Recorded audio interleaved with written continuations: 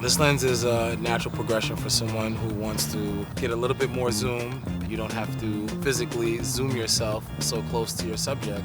You can snipe them, you can catch them from a distance. You could shoot a bird without causing the bird to fly away.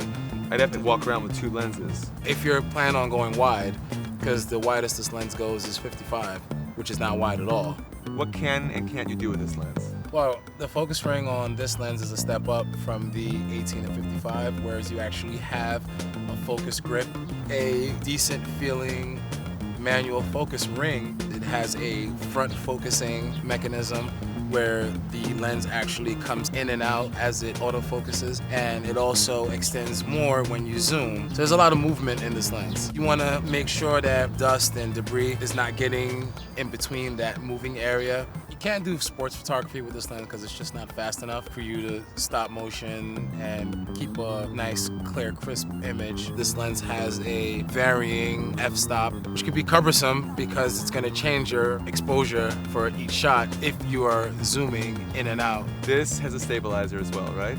Yes, it does. The cool thing about these lenses is that in a low light setting, you're allowed to shoot at a slower shutter speed and not get as much motion blur and distortion as you would with the lens without the image stabilizer. This being a 5.6 lens, you would need that. It doesn't give you 3 stops of aperture speed, but it allows you to take your shutter speed down to probably about 15 or 20 and still handheld be able to take a fairly decent shot.